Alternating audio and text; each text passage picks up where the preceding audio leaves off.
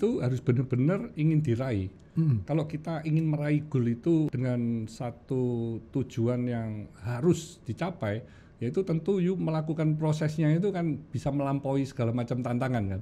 Tapi kalau goalnya itu tadi cuma asal-asalan, ya saya cobalah, kalau sudah kena ngomong syukur coba gitu ya. berarti kalau itu nggak capek, wah ini bukan passion saya, nanti dia cari alasan-alasan.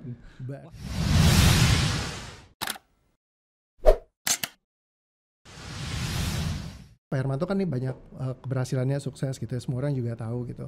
Terus juga ada sisi di saat banyak orang yang kayak niatnya untuk persaingan dan lain-lainnya gitu. Tapi kalau ada juga yang mungkin niatnya dari just berkarya atau semacamnya. Sebenarnya yang ngedrive Pak Hermanto ini buat bisa menciptakan banyak ini apa aja sih Pak? Yang bikin kayaknya orang kalau ngeliat kan dari luar kayak effortless banget.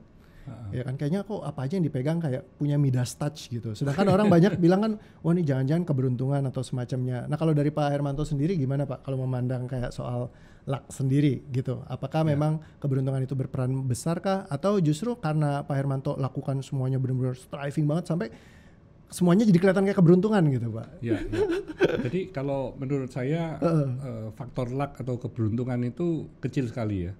Itu mungkin cuma 0, sekian persen aja lah. Oke. Jadi kalau orang dapat lotre, nah itu orang hoki kan, beruntung kan ya. I see, Tapi kalau seseorang yang meraih kesuksesan, itu kan bukan karena lotre ya, bukan karena untung ya, tapi karena dia mempunyai satu mission atau satu purpose mulia yang ingin didapatkan dari dia membuka usahanya itu. Nah kalau diawali oleh purpose yang bagus ya, yang tujuan yang sangat mulia ya, itu tentu harus punya vision juga, mau ingin mendapatkan apa itu dalam 3 tahun atau 5 tahun, yang dikejar itu apa, sehingga roadmap atau dalam berproses itu termasuk strategi-strateginya itu bisa menuju ke vision yang ingin diraih, atau goal yang ingin dicapai itu tadi dalam batas waktu tertentu ya. Jadi kan lebih clear gitu, lebih jelas itu. Tapi didasari oleh purpose dan tentu oleh strategi-strategi yang semuanya harus positif, tapi menantang. Karena vision atau goal yang tinggi itu kan membuat kita semangat gitu. Semangat dalam arti kata bukan stressful yang nggak bisa diselesaikan ya. Tapi tantangan yang harus dilampaui gitu. Berarti vision sama goalnya yang punya clarity-nya dulu gitu ya Pak? Harus punya clarity ya. Jadi kita mau 5 tahun atau mau 10 tahun itu harus clear gitu. Sehingga kita ini punya semangat untuk meraihnya. Dan saya juga punya tujuan hidup kan, ingin menciptakan 1 juta entrepreneur di Indonesia ya.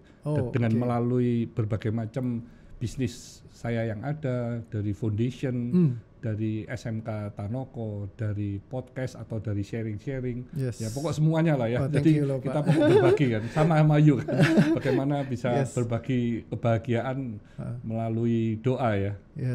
Thank you Pak.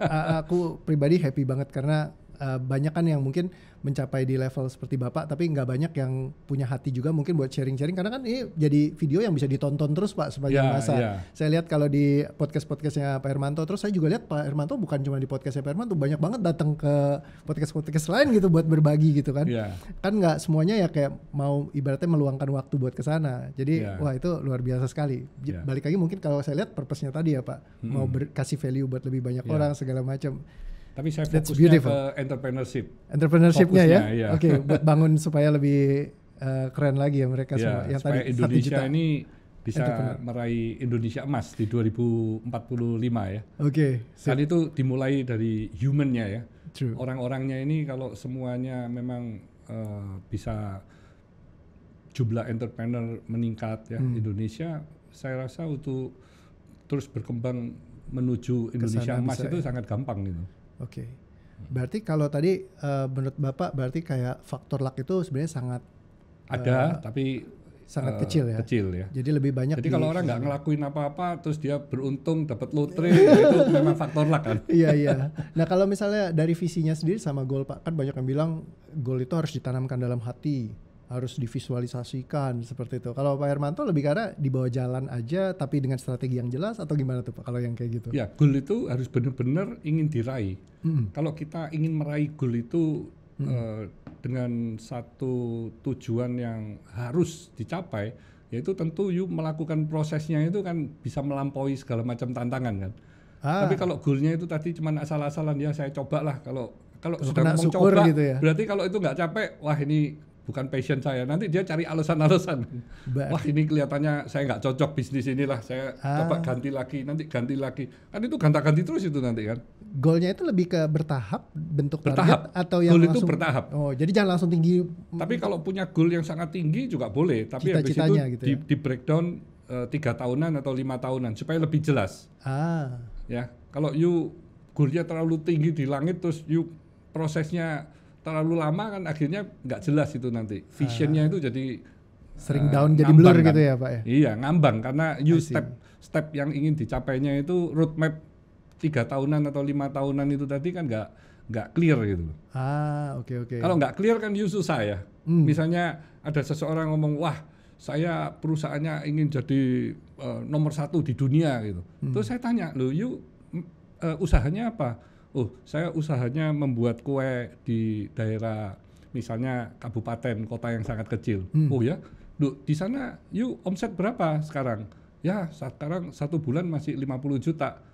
Saya ngomong, wah mimpi you besar sekali ngomong dunia gitu ya. You coba, you buat 3 tahun, you kan belum nomor 1 di daerah, misalnya kita ngomong Bojonegoro misalnya. Oh belum Pak, saya masih nomor 3. Oke, you buat aja 3 tahun untuk bisa nomor 1 di Bojonegoro, bisa nggak? Oh bisa Pak. Nah kalau you bisa, coba di Jawa Timur, bisa nggak? Wah kalau Jawa Timur butuh 5 tahun Pak, ya udah you buat 5 tahun dulu di Jawa Timur, tapi you harus tahu loh, Jawa Timur untuk menjadi kue you yang nomor 1 ini berapa itu besarnya, market share-nya berapa gede itu.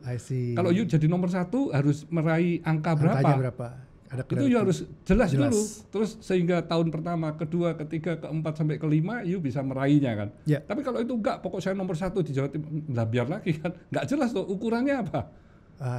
Waktunya jelas, tapi ukurannya kalau nggak ada kan juga you mau meraihnya nggak bisa caranya. Dan kalau sudah nomor 1 di Jawa Timur, nanti the next-nya kan bisa di Pulau Jawa atau di Indonesia. Nah, next-nya baru ASEAN, baru Asia, baru dunia kan. Kan ada tahapannya kan. Nggak mungkin you langsung jadi dunia dari omset cuma kecil begitu ya. 1000 langkah selalu diawali dari 1 ya Pak. Iya. Tangga-tangga biasanya kecil dulu. Saya ya yang realistis lah. Kalau mimpi atau vision itu yang realistis, tapi benar-benar ingin dicapai. Kalau benar-benar ingin dicapai, wah dia pasti melakukan segala macam cara untuk meraihnya kan. Misalnya ada seseorang yang ingin mengumrohkan atau naik hajikan orang tuanya dalam waktu 3 tahun gitu. Waduh 3 tahun itu kalau dibuat roadmap dia pasti bisa meraihnya itu. Kalau itu benar-benar dia memang ingin menaikkan hajinya orang tuanya loh ya. Kalau dia cuma ya coba-coba lah, gitu-gitu sudah nggak mungkin lah. Karena begitu kena tantangan dia sudah mundur biasanya. Berarti visionnya boleh, bukan berarti yang kayak di jangan asal-asalan, tapi ingin benar-benar diraih. Dan bukan cuma sekedar afirmasi, bukan. Tapi benar-benar hati yang tadi bergerak kayak burning desire-nya ya Pak. Jadi kayak benar-benar hasratnya buat aku pengen capai gitu. Sehingga bergeraknya benar-benar kenceng gitu ya. Itu lebih kenceng. Nah, terus yang banyak menarik kalau saya lihat selama 3 hari ini kan ketemu Pak Hermanto terus nih berturut-turut.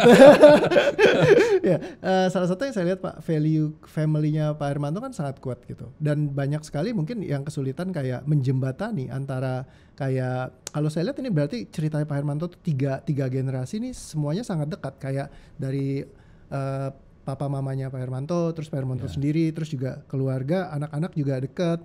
Kayak tadi Ibu Sandra langsung ketemu, langsung bisa deket banget, akrab gitu semuanya sama anak-anak.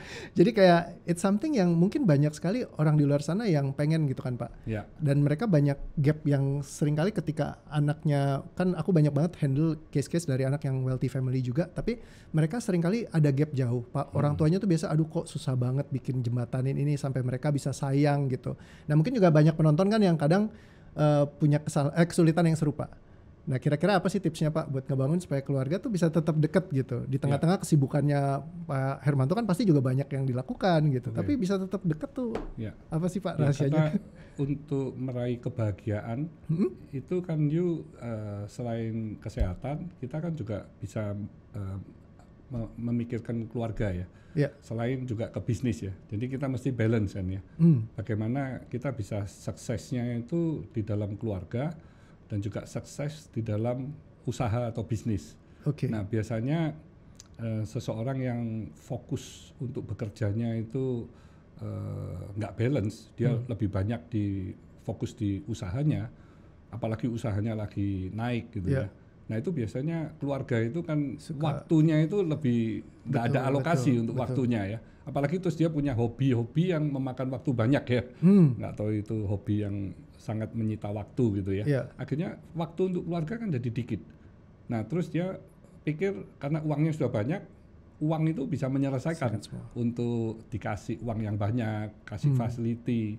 Nah tapi akhirnya kan jadi menjauh itu. Oh, I see. Jadi prinsip saya ya kalau kita sukses ya sukses di dalam keluarga dan juga sukses di dalam bisnis. Jadi nggak bisa salah satu gitu ya. Berarti family-nya juga harus balance ya. Balance ya. Jadi membagi waktunya semuanya kan juga balance. Ada waktu khususnya nggak Pak? Yang misalnya tiap minggu tuh harus ini gitu. Ya waktu untuk keluarga ya. Jadi kalau sudah di keluarga ya kita kurangin ngomong-ngomong soal bisnis kan. Nah kalau saran spesifiknya kira-kira bagi-baginya gimana sih Pak? Kalau yang mungkin bisa jadi buat teman-teman ini misalkan mau separasiin gitu. Ya kalau di jam kerja ya kita fokus di dalam bekerja ya. Tapi setelah selesai pulang jam 5 atau jam 6 ya kita luangkan waktu untuk makan bisa bersama-sama. Nah saya selalu ingin waktu makan itu kita bisa makan bersama, bisa cengkrama ya. Oke. Itu kan sangat penting ya. Karena kalau makan aja sendiri-sendiri, terus ketemunya jarang, itu semakin renggang kan. Jadi semakin jauh akhirnya. Akhirnya malah ya jadi berjarak nanti terus ditambah kesibukan jadi malah tambah gapnya kebentuk lagi gitu ya. Terus lingkungannya lebih banyak kena gadget ya. Ya masa sekarang gitu Pak. Apalagi kalau yang paling bahaya sekarang kan gadget ya. Suka lupa diri kita juga. Tapi kayaknya yang dewasa-dewasa juga banyak nih saya lihat sekarang. Iya. Yes. Berarti mesti benar-benar spend benar-benar dan juga dari niat hati buat mau ini ya bertumbuh bersama. Kita dulu waktu masih kecil ya, kalau orang tua pergi ya, selalu kan mau ikut gitu ya. Ya loh, kalau orang tuanya pergi selalu ikut. Kalau sekarang kan saya lihat enggak ya. Anak-anak ini nggak diajak nggak apa-apa, asal dikasih handphone dia bisa seharian main handphone itu. Ditinggal di rumah juga nggak apa-apa gitu sekarang. Beda ini sekarang zamannya berubah. Makanya bahaya sekali kalau sampai handphone itu bisa mempengaruhi sifat pemikiran dari anak-anak sekarang kan. Iya sih, itu mempengaruhi sangat banyak. Jauh sekali kan, jarak sama orang tua segala kan jadi besar. Jadi nggak seperti dulu ya. Kalau yang dulu dilakukan sama papanya Pak Hermanto dan Mama sampai begitu dekat, apa Pak yang bikin jadi? Ya dekat. Kalau sudah pulang kerja, Papa selalu ngajak mainan ya. Kadang main halma, main catur, main kartu. Iya itu sehari-hari main terus bersama gitu ya. Kalau sekarang kan anak-anak pegangnya handphone, dia nggak berinteraksi kan sudah. Betul.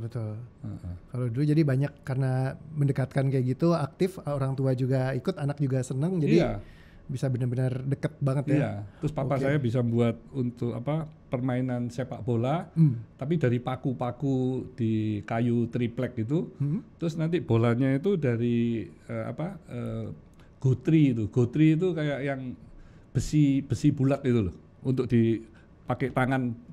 Jadi sepak bolanya pakai tangan, tapi gamenya buat sendiri itu papa saya itu. Oh dibikin sendiri? Bikin sendiri. Wah seru tuh main gituan Pak.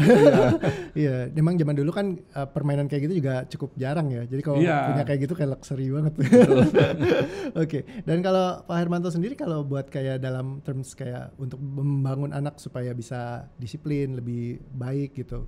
Apa tips-tipsnya dari Pak Hermanto sendiri? Karena kan banyak sekarang yang Gen Z gitu kayaknya gampang banget nyerah atau semacamnya. Tapi kan ngebangun mereka supaya bisa lebih tough, kira-kira apa tuh Pak pesannya buat teman-teman mungkin? Ya harus dekat ya dengan anak, harus sering berinteraksi dan juga mereka tahu apa yang lagi kita kerjakan. Jadi kalau lagi liburan juga anak-anak diajak ke tempat usaha, diajarkan gimana caranya kita berusaha, terus nantinya kalau dia lulus juga mesti diajak bicara juga maunya jadi apa, visi kedepannya apa. Kalau saya dan istri kan memang full bekerja kan ya, bekerja mulai pagi sampai sore sampai malam kadang-kadang ya, dua-dua bekerja loh. Jadi memang anak tahu apa yang kami kerjakan dan waktu untuk anak juga kita luangkan. Jadi waktu anak kuliah di Australia itu pun saya sama istri itu setiap bulan datang ke Australia. Setiap bulan. Dan setiap hari istri saya yang paling aktif ya, nelponin anak setiap hari sama saya berdua. Padahal waktu itu ya 98, 99 kan masih mahal itu Introkal kan. Tapi selalu meluangkan waktu, jadi kita tahu daily-nya anak-anak itu ngapain kita tahu.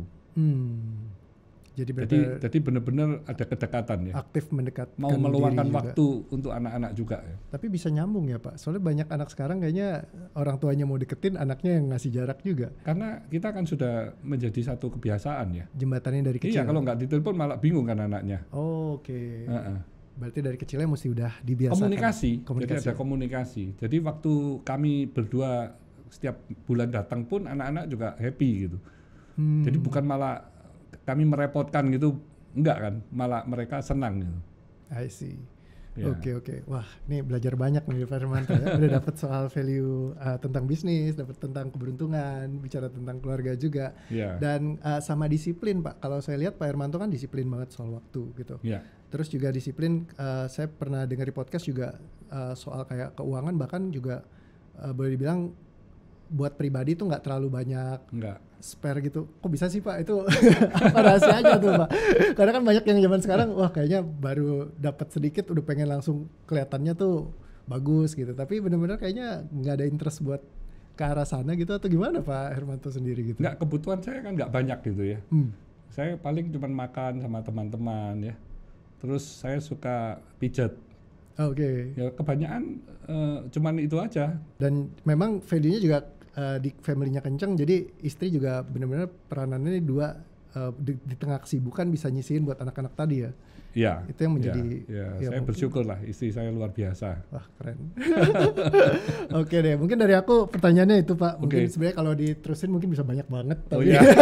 Thank you so much. Terima kasih Pak Hermanto. Stay humble, stay positive, stay on fire. Wes.